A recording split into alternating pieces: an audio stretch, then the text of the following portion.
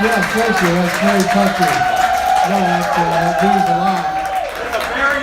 Yeah, I feel that right here. That feels wonderful. They always say that the best spot to have when you're a speaker is 2 slots after a barbecue lunch. Especially for folks who have been here since 8 in the morning. I'm going to take you in a little bit of an unusual direction to start off. We have a little song time. I want you to think about the lyrics to this song that you have either had sung to you or you have sung them to someone. Are you ready? You join me when you think you know what song we're dealing with here. You better watch out. You better not cry. You better not pout. I'm telling you why. Okay. Let me continue. He's making a list and he's going to find out Santa Claus is. Now here's the part that I just most enjoy singing to a 5-year-old. Here we go. Oh, he sees you when you're sleeping. He knows when you're awake. He knows if you've been bad or good, so be good, for goodness sake. You better watch out. What's the matter with us?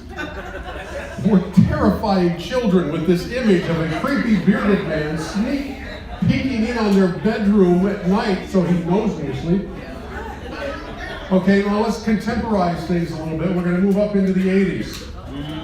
Every breath you take, every move you make, every bond you break, every step you take, I'll be watching you.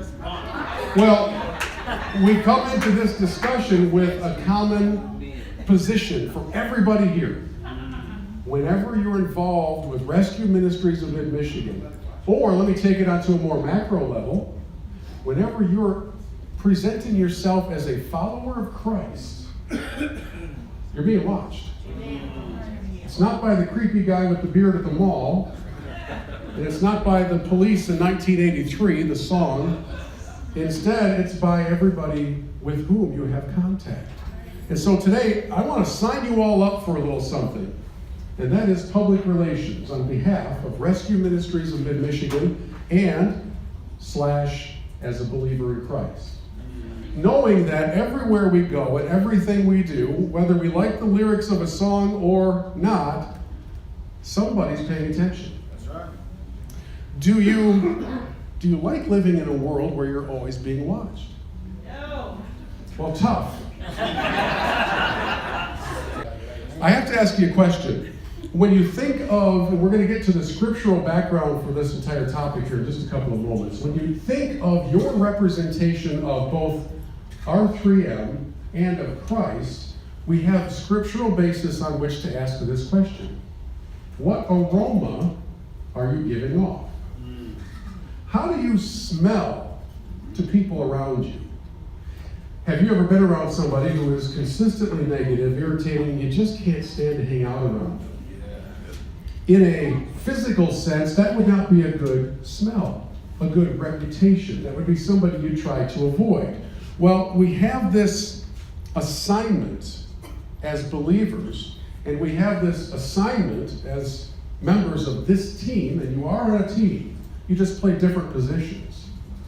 We have an assignment to give off an aroma that is pleasing to Christ and beneficial to the ministry. Public relations disasters happen.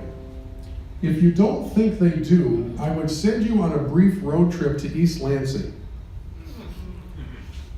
Because I don't know that in the history of college public relations, there's ever been a worse handled matter than what's happening at Michigan State right now. And I don't say that with any joy, even though I'm a Wolverine. I think it's sad all the way around. It's ugly and it's horrible, and it didn't have to be that way. And here's the core of it. We're not going to dwell on this for long because the story's gross and I don't want to distract you. But whether you work in Saginaw, in Bay City, at the Village, at the thrift store, it doesn't matter where it is. Here's the deal. If your number one goal is to protect yourself, then you're missing the boat, because that has put you out ahead of that which you truly represent. And that's what's happened in Michigan State. They just all decided to, in the abbreviation, it's called CYA. In the Christian setting, it's called CYP, cover your posterior. Now, I'll give that a moment to sink in.